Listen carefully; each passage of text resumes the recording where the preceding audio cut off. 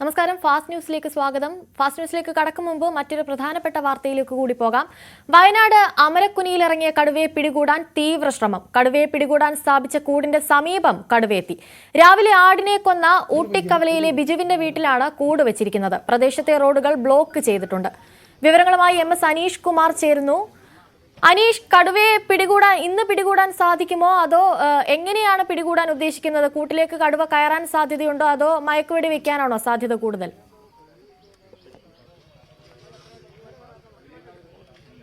അനുശ്രീ, രണ്ട് സാധ്യതകളും ഇപ്പോൾ വനവകുപ്പ് ഉദ്യോഗസ്ഥർ പരിശോധിച്ചു വരുന്നു എന്നതാണ് നമുക്ക് നൽകാൻ കഴിയുന്ന വിവരം. വൈകുന്നേരം 6 മണി മുതൽ തന്നെ ഏതാണ്ട് കടുവ കുടുങ്ങും എന്നൊരു പ്രതീതി നിലനിർത്തിയാണ് കാര്യങ്ങൾ നീങ്ങിയത്. തെർമൽ ഡ്രോൺ ക്യാമറകൾ ഉപയോഗിച്ച് നടത്തിയ പരിശോധനയിൽ ഈ കടുവയുടെ സാന്നിധ്യം നമ്മളിപ്പോൾ നിൽക്കുന്നതിന്റെ ഏതാണ്ട് ഒരു 200 മീറ്റർ ചുറ്റളവിലുണ്ടായിരുന്നു. രാവിലെ ഊട്ടിക്കവലയിലെ ബിജുവിന്റെ വീട്ടിലെ ആടിനെ കടുവ കൊന്നിരുന്നു. ഇതിനുശേഷം ഈ വീട്ടുകാർ എഴുന്നേറ്റ് ബഹളം വെച്ചപ്പോഴേക്കും ഈ കടുവ രക്ഷപ്പെടുകയും ചെയ്തു. അതിനു പിന്നാലെ സമീപത്ത് തന്നെയുള്ള ഒരു കാപ്പിത്തോട്ടത്തിലാണ് ആദ്യം അതിനെ കാണാൻ കഴിഞ്ഞത്. പിന്നീട് ഒരു ഇഞ്ചിത്തോട്ടത്തിലേക്കും അതിനുശേഷം വൈകുന്നേരത്തോടുകൂടി ഒരു കോഴി ഫാമിലേക്കും മാറി. കോഴി ഫാമിൽ വെച്ച് ഏകദേശം ഉദ്യോഗസ്ഥരുടെ ഒരു ദൃശ്യപരിധിയിൽ ഏതാണ്ട് 50 മീറ്റർ അടുത്ത് കടുവ എത്തിയതാണ്. മയക്കുവെടി വെക്കുന്നതിനുള്ള ഒരു നീക്കത്തിലേക്ക് കടക്കുകയും ചെയ്തു. എന്നാൽ പിന്നീട് ഈ കടുവയുടെ സ്ഥാനം മാറുകയും അത് ഇന്ന് രാവിലെ ആടിനെ പിടികൂടിയ ബിജുവിന്റെ വീടിന്റെ ഭാഗത്തേക്ക് തന്നെ എത്തുകയും ചെയ്തു. ഏതാണ്ട് ബിജുവിന്റെ വീടിനടുത്ത് രാവിലെ ഈ കടുവ കൊന്ന അതേ ആടിനെ തന്നെയാണ് കെണിയായി വെച്ചിരുന്നത്. ആ കൂടിന്റെ അടുത്തേക്ക് ഏകദേശം എത്തുകയും ഉദ്യോഗസ്ഥർ ഒന്നുകിൽ ഈ കൂടിനുള്ളിലേക്ക് ഈ ആടിനെ പിടിക്കാനായി ആ കടുവ കയറുമെന്ന പ്രതീക്ഷ, അങ്ങനെയാണെങ്കിൽ ആ കൂടിനകത്ത് കുടുങ്ങുമ്പോൾ കടുവയെ കൊണ്ടുപോകാൻ എളുപ്പമായിരുന്നു, അല്ലെങ്കിൽ മയക്കുവെടി വെക്കാം എന്നൊരു പ്രതീക്ഷയിലാണ് ആ സമീപത്ത് തന്നെ RRT സംഘങ്ങളടക്കം നിലയുറപ്പിച്ച് ഇരിക്കുന്നത്. അരുൺ ശുക്രെ അടക്കമുള്ള വിദഗ്ധരും അവിടെ ഉണ്ടായിരുന്നു. പക്ഷേ അവിടെ നിന്നും പിന്നീട് വീണ്ടും കടുവയുടെ സ്ഥാനം ഇപ്പോൾ അല്പം മാറിയിരിക്കുന്നു എന്ന വിവരങ്ങളാണ് നമുക്ക് നൽകാൻ കഴിയുന്നത്. നമുക്ക് നേരത്തെ ഇവിടെ നിന്നും നോക്കിയാൽ കാണാമായിരുന്നു, ഡ്രോൺ ക്യാമറകൾ ആകാശത്ത് വട്ടമിട്ട് പറക്കുന്ന കാഴ്ചകൾ കാണാം. പക്ഷെ കുറച്ചു നേരമായി അത്തരം ഡ്രോൺ ക്യാമറകളുടെ ഒരു സാന്നിധ്യം നമ്മുടെ ഈ മേഖലയിൽ ദൃശ്യമല്ലാത്ത ഒരു സാഹചര്യത്തിലേക്ക് കാര്യങ്ങൾ നീങ്ങുന്നു. അതുകൊണ്ട് തന്നെ നമുക്കിപ്പോൾ അറിയാൻ കഴിയുന്നത് ആ ഭാഗത്തു നിന്നും ചെറിയ രീതിയിലുള്ളൊരു മാറ്റം ഈ കടുവയ്ക്കുണ്ടായി എന്നാണ്. പക്ഷെ കഴിഞ്ഞ ഏതാനും ദിവസങ്ങളായുള്ള അതിന്റെ ഒരു രീതി പരിശോധിച്ചാൽ അർദ്ധരാത്രിക്ക് ശേഷമാണ് പലപ്പോഴും ഈ കന്നുകാലി കൂടുകളുടെ സമീപമെത്തി ആടുകളെ പിടിച്ചു കൊല്ലുന്ന ഒരു സാഹചര്യമുള്ളത്. അതുകൊണ്ട് ഇന്നത്തെ രാത്രി ഏറെ നിർണായകമാണ്. ഈ കടുവയുടെ ഓരോ ചലനങ്ങളും കൃത്യമായി RRT സംഘം നിരീക്ഷിക്കുന്നുണ്ട്.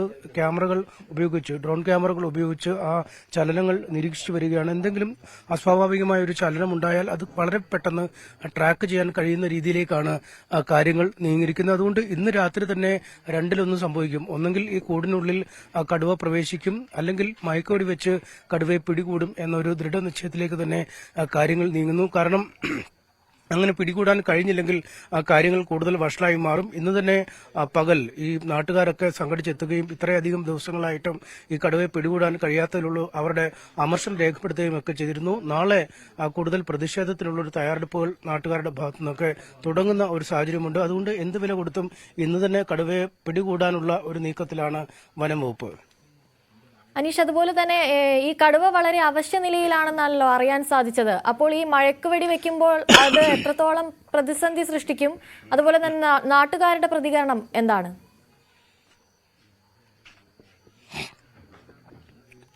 കഴിഞ്ഞ കുറെ ദിവസങ്ങളായി തന്നെ ഈ കടുവയുടെ ഒരു ആരോഗ്യസ്ഥിതി, അതായത് സ്വന്തമായി ഇരപിടിക്കാൻ ശേഷി നഷ്ടപ്പെട്ടു എന്നൊരു വിലയിരുത്തലാണ് വനംവകുപ്പ് സംഘത്തിനുള്ളത്. പ്രത്യേകിച്ചും ഈ ആടിനെ മാത്രമാണ് കഴിഞ്ഞ 4 തവണയായി 4 ആടുകളെ ഈ കടുവ കൊന്നിരിക്കുന്നു. അതായത് കാട്ടിനുള്ളിൽ പോയി ഇര തേടി, അതായത് വലിയ മറ്റു മൃഗങ്ങളെ, മാൻ പോലെയുള്ള അതിവേഗത്തിൽ ഓടുന്ന മൃഗങ്ങളെ ഒന്നും വേട്ടയാടി പിടിക്കാനുള്ള ഒരു ശേഷി ഈ കടുവയ്ക്കില്ല എന്നൊരു വിലയിരുത്തലാണ്. താരതമ്യേന പ്രതിരോധം കുറഞ്ഞ ഒരു മൃഗമാണ് ആട്. ഈ കൂടുകൾക്കുള്ളിൽ പലപ്പോഴും കെട്ടിയിട്ടിരിക്കുന്നതായതുകൊണ്ട് അവയെ പിടികൂടാൻ എളുപ്പവുമുണ്ട്. പക്ഷേ കന്നുകാലികൾ, മറ്റ് പോത്ത്, പശു ഇങ്ങനെയുള്ള ജീവികളെ ഒന്നും ആക്രമിക്കുന്ന ഒരു സ്വഭാവം ഇനിയും പ്രകടമാക്കുകയും ചെയ്തില്ല. നേരത്തെ വനംവകുപ്പ് ഉദ്യോഗസ്ഥരും അതുതന്നെയാണ് വ്യക്തമാക്കിയത്. കൂടുതലായും ആടുകളെ പിടിച്ചു വരുന്ന ഒരു പ്രകൃതമാണ് ഇതിന്. പക്ഷേ കഴിഞ്ഞ 4 തവണയായി പിടിച്ച ആടുകളെ ആക്രമിച്ച് കൊലപ്പെടുത്തിയെങ്കിലും അതിനെ ഭക്ഷിക്കാൻ ഈ കടുവയ്ക്ക് കഴിഞ്ഞിട്ടില്ല. കഴിഞ്ഞ ഏതാനും ദിവസങ്ങളായി രാത്രികാലങ്ങളിൽ ഇത്തരത്തിൽ ആടുകളെ പിടികൂടും.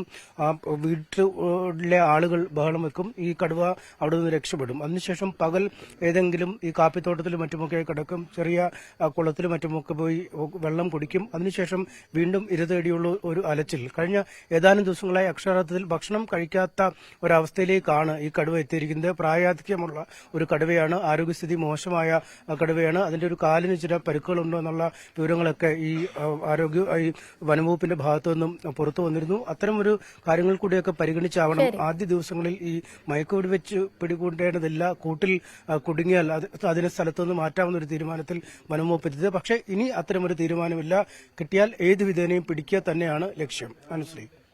ശരി. അമരക്കുനിയിലിറങ്ങിയ കടുവയെ പിടികൂടാനുള്ള ശ്രമങ്ങൾ നടന്നുകൊണ്ടിരിക്കുകയാണ്. MS അനീഷ് കുമാറാണ് വിവരങ്ങൾ നൽകിയത്. ഇടവേള.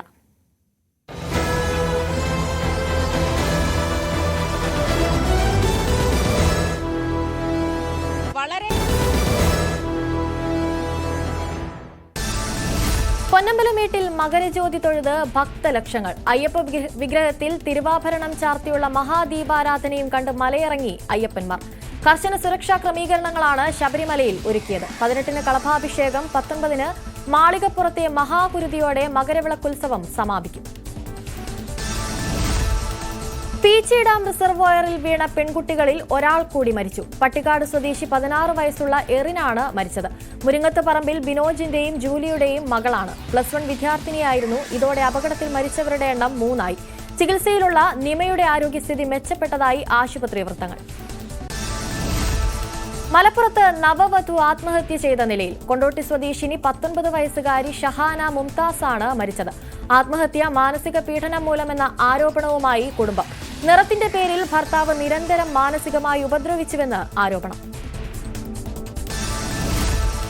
ഹണി റോസ് നൽകിയ പരാതിയിൽ ബോബി ചെമ്മണ്ണൂരിന് ജാമ്യം. മറ്റുള്ളവരെക്കുറിച്ച് പരാമർശം നടത്തുമ്പോൾ എല്ലാവരും ജാഗ്രത പുലർത്തണമെന്ന് ഹൈക്കോടതി. ബോഡി ഷെയ്മിംഗ് സമൂഹത്തിന് സ്വീകാര്യമല്ല. കറുത്തത്, തടിച്ചത്, മെലിഞ്ഞത് തുടങ്ങിയ പരാമർശങ്ങൾ ഒഴിവാക്കണമെന്നും ജാമ്യ ഉത്തരവിൽ ഹൈക്കോടതി. ഹൈക്കോടതി ജാമ്യം നൽകിയെങ്കിലും ബോബി ചെമ്മണ്ണൂർ ഇന്ന് പുറത്തിറങ്ങിയില്ല. പുറത്തിറങ്ങാനുള്ള ബോണ്ടിൽ ഒപ്പുവയ്ക്കില്ലെന്ന നിലപാടിലാണ് ബോബി ചെമ്മണ്ണൂർ. റിമാൻഡ് കാലാവധി കഴിഞ്ഞിട്ടും സാങ്കേതിക പ്രശ്നങ്ങളിൽ കുരുങ്ങി പുറത്തിറങ്ങാൻ പറ്റാത്ത തടവുകാർക്ക് ഐക്യദാർഢ്യവുമായി ജയിലിൽ തുടരുമെന്നാണ് ബോബി ചെമ്മണ്ണൂരിന്റെ പ്രഖ്യാപനം. ജയിലിൽ DIG ബോബി ചെമ്മണ്ണൂരുമായി കൂടിക്കാഴ്ച നടത്തിയത് വിവാദത്തിൽ. DIG അജയകുമാർ ബോബി ചെമ്മണ്ണൂരിനെ ജയിലിൽ സന്ദർശിച്ചത് കഴിഞ്ഞ ശനിയാഴ്ച. DIGക്കൊപ്പമുണ്ടായിരുന്നത് ബോബി ചെമ്മണ്ണൂരിന്റെ 3 സഹായികൾ. ജയിലിൽ വേണ്ട സഹായം ഒരുക്കി കൊടുക്കാനാണെന്നാണ് സന്ദർശനമെന്ന് ആക്ഷേപം.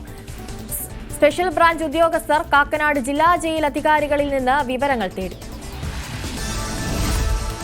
വയനാട് ഉരുൾപൊട്ടലിൽ കാണാതായവരെ മരിച്ചവരായി കണക്കാക്കും. ഇതിനായി പട്ടിക തയ്യാറാക്കാൻ ഉത്തരവിറങ്ങി. ദുരിതബാധിതരുടെ ധനസഹായത്തിന് പ്രാദേശിക സമിതിയും സംസ്ഥാനതല സമിതിയും രൂപീകരിക്കും.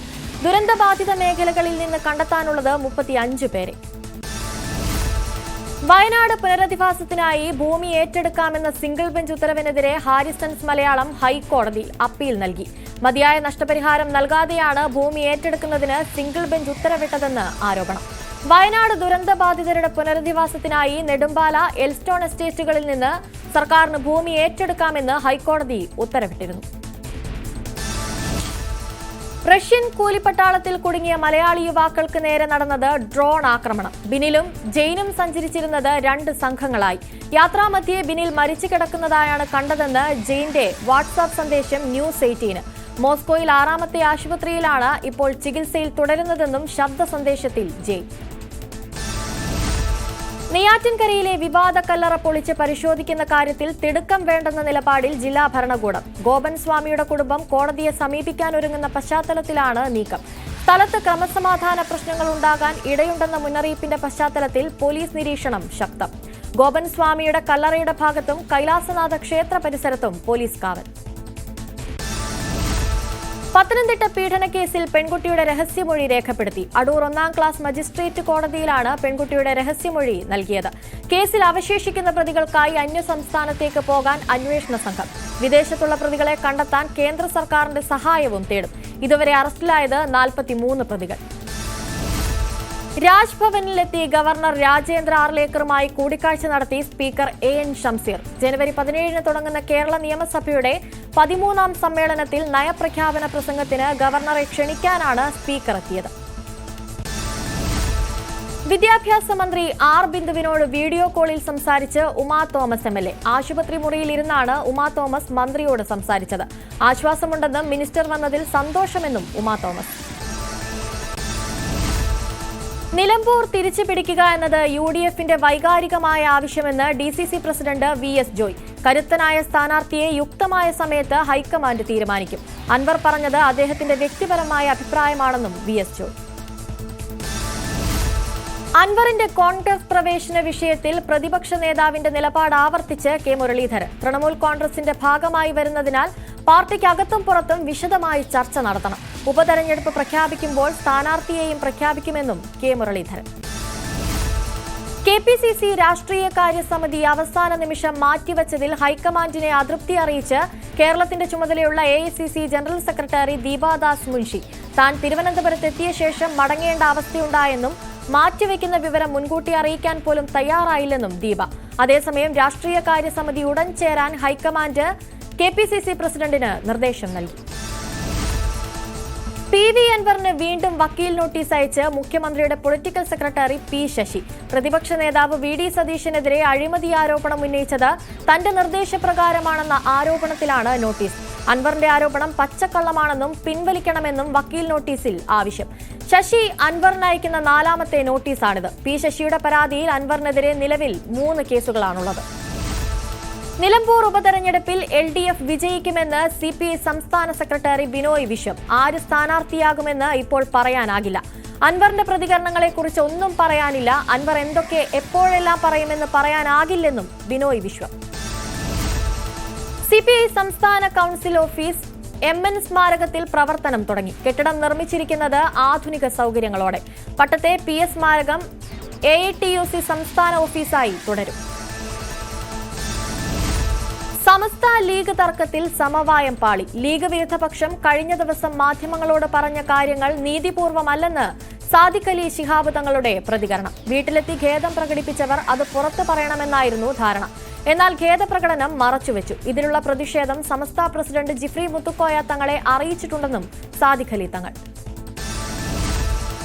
കണ്ണൂർ ധർമ്മടത്ത് RSS പ്രവർത്തകൻ ആദിത്യനെ വധിക്കാൻ ശ്രമിച്ചെന്ന പരാതിയിൽ 6 പേർക്കെതിരെ കേസ്. പോലീസ് CPM പ്രവർത്തകരായ പ്രിയദേവ്, അതുൽ, പവിത്രൻ, മിഥുൻ, സായി കിരൺ, സജേഷ്, അശ്വിൻ, അശോക് എന്നിവർക്കെതിരെ ധർമ്മടത്ത് പുതുതായി നിർമ്മിക്കുന്ന ചിന്നാടൻ സേവാ കേന്ദ്രത്തിൽ നടക്കുന്ന നിർമ്മാണ പ്രവൃത്തികൾ നടക്കുന്നതിനിടെ CPM പ്രവർത്തകൻ വധിക്കാൻ ശ്രമിച്ചുവെന്ന് പരാതി. വെട്ടേറ്റ RSS പ്രവർത്തകൻ ആദിത്യൻ തലശ്ശേരിയിലെ ആശുപത്രിയിൽ ചികിത്സയിലാണ്.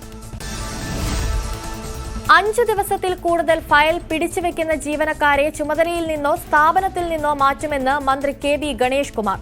ഈ ഓഫീസ് സംവിധാനമുള്ള ഓഫീസുകളിൽ ആഴ്ചയിൽ ഒരിക്കൽ പരിശോധന വേണം. കാര്യക്ഷമതയുള്ള ഉദ്യോഗസ്ഥനെ ഇതിനായി ഓരോ ഓഫീസിലും നിയമിക്കണം. ഗതാഗത വകുപ്പിലെ ഓഫീസുകളിലും സ്ഥാപനങ്ങളിലും ഈ മാസം തന്നെ പരീക്ഷണാർത്ഥം സംവിധാനമൊരുക്കുമെന്ന് മന്ത്രി. മൂന്നാറിൽ വീണ്ടും കാട്ടാന പടയപ്പ് ഇറങ്ങി. ആനയിറങ്ങിയത് കന്നിമല ടോപ്പ് ഡിവിഷനിൽ. മേഖലയിലെ കൃഷിയിടങ്ങളിൽ ആന നാശം വിതച്ചു. നിലവിൽ ആന കാട്ടിലേക്ക് മടങ്ങിയെങ്കിലും രാത്രികാലങ്ങളിൽ വീണ്ടും ഇറങ്ങുമെന്ന ആശങ്കയിൽ നാട്ടുകാർ. കോഴിക്കോട് മെഡിക്കൽ കോളേജ് ആശുപത്രിയിൽ ചികിത്സയിലിരിക്കെ രോഗി ജീവനൊടുക്കി. ആത്മഹത്യ ചെയ്തത് തലശ്ശേരി സ്വദേശി അസ്കർ. വാർഡിലെ ജനലിൽ കൂടി പുറത്തേക്ക് ചാടുകയായിരുന്നു. എറണാകുളം തൃക്കാക്കരയിൽ 17-കാരനെ മരിച്ച നിലയിൽ കണ്ടെത്തി. മൃതദേഹം കണ്ടെത്തിയത് ഫ്ളാറ്റിൽ സ്വിമ്മിംഗ് പൂളിന് സമീപം. ഭാരത് മാതാ കോളേജിന് സമീപത്തെ പാം ടോപ്പ് എന്ന ഫ്ളാറ്റിലാണ് സംഭവം. ഫ്ളാറ്റിൽ നിന്ന് വീണ് മരിച്ചതാകാമെന്ന് പ്രാഥമിക നിഗമനം. കണിയാപുരത്ത് യുവതിയെ വീടിനുള്ളിൽ മരിച്ച നിലയിൽ കണ്ടെത്തിയ സംഭവം കൊലപാതകമെന്ന് പോലീസ് നിഗമനം. കണ്ടൽ നിയാസ് മൻസിലിൽ വാടകയ്ക്ക് താമസിക്കുന്ന ഷാനു എന്ന വിജിയെയാണ് മരിച്ച നിലയിൽ കണ്ടെത്തിയത്. യുവതിക്കൊപ്പം താമസിച്ചിരുന്ന തമിഴ്നാട് സ്വദേശിയായ രംഗനെ കാണാനില്ല. പ്രതിക്ക് വേണ്ടിയുള്ള അന്വേഷണം ആരംഭിച്ചു. ഇടുക്കിയിൽ മകന്റെ അടിയേറ്റ് അച്ഛൻ മരിച്ചു. മധ്യപ്രദേശ് സ്വദേശിയായ ഭഗത് സിംഗ് ആണ് മരിച്ചത്. പ്രതി ഒളിവിലാണ്.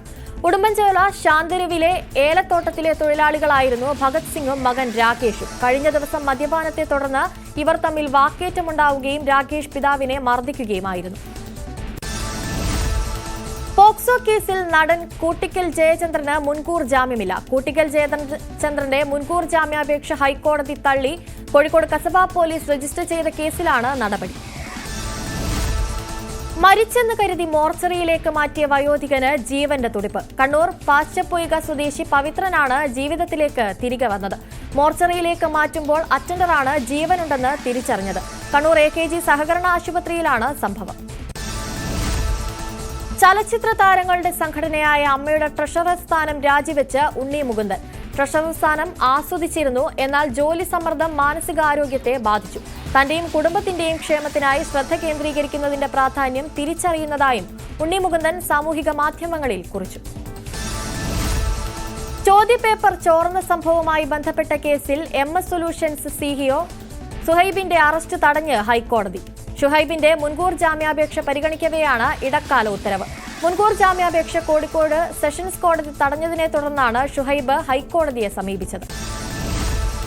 ഷൂട്ടിംഗ് സംഘം സഞ്ചരിച്ച കാറിന് നേരെ കാട്ടാനാക്രമണം. ചാലക്കുടി അതിരപ്പള്ളി കണ്ണംകുഴിയിൽ വെച്ചാണ് ഒറ്റയാൻ കാർ ആക്രമിച്ചത്. കണ്ണംകുഴി സ്വദേശിയായ അനിലിന്റെ കാറാണ് ഒറ്റയാൻ തകർത്തത്. കാറിലുണ്ടായിരുന്നവർ പരിക്കേൽക്കാതെ രക്ഷപ്പെട്ടു.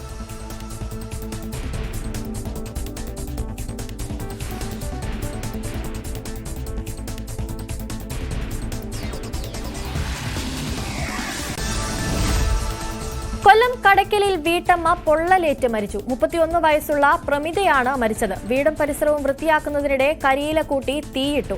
തീ ധരിച്ചിരുന്ന വസ്ത്രത്തിലേക്ക് പടരുകയായിരുന്നു. നിലവിളി കേട്ട് അയൽക്കാർ ഓടിയെത്തി ആശുപത്രിയിൽ എത്തിച്ചെങ്കിലും മരണം സംഭവിച്ചു.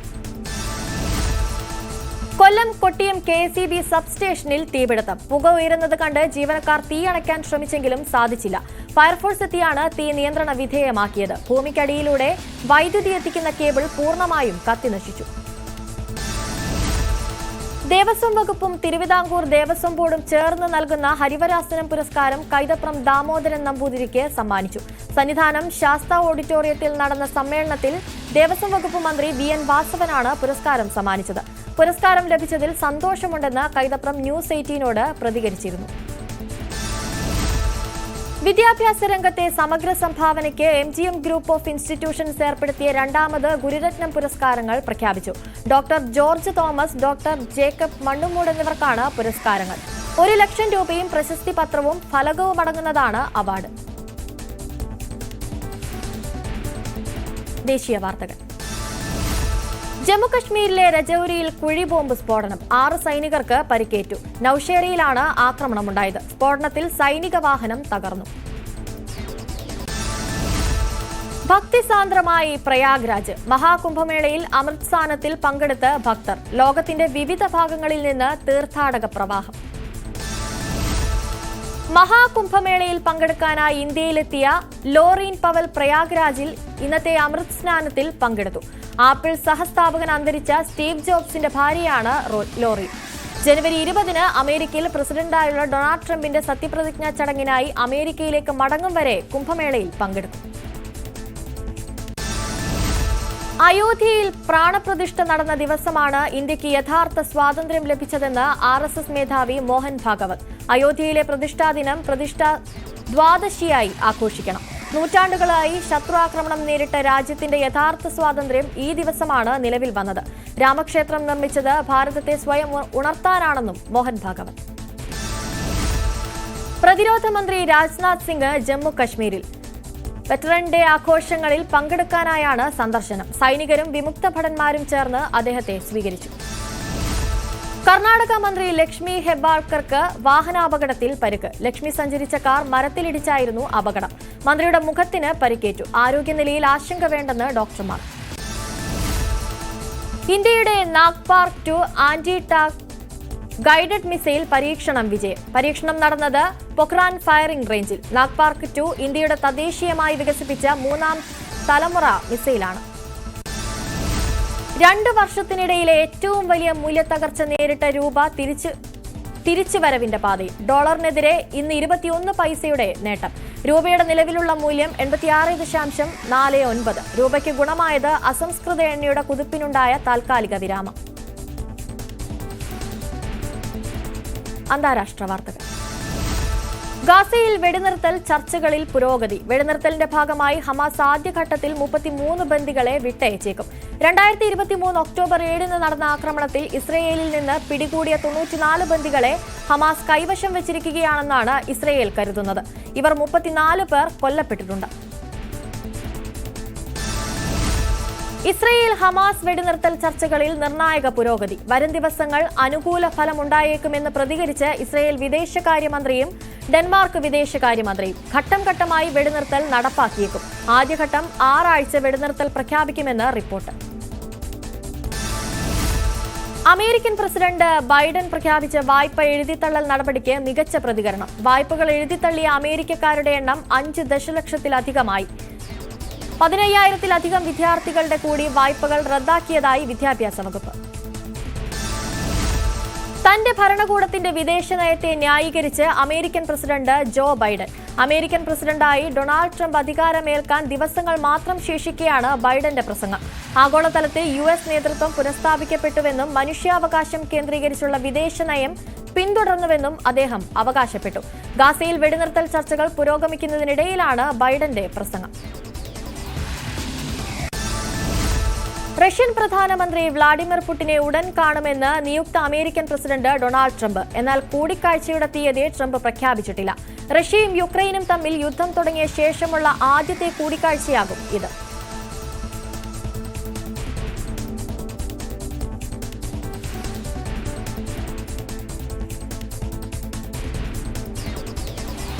സിനിമാ വാർത്തകൾ. പ്രദീപ് രംഗനാഥൻ പ്രധാന വേഷത്തിലെത്തുന്ന ഡ്രാഗൺ എന്ന ചിത്രത്തിലെ പുതിയ ഗാനം പുറത്ത്. വഴിതുനിയെ എന്ന് തുടങ്ങുന്ന ഗാനം സിഡ് ശ്രീറാം ആലപിക്കുന്നു. ഗാനം റിലീസ് ചെയ്ത് നിമിഷ നേരം കൊണ്ട് ട്രെൻഡിംഗ് ലിസ്റ്റിൽ ഇടം നേടി. ഫാസ്റ്റ് ന്യൂസ് പൂർണ്ണമാകുന്നു. നമസ്കാരം.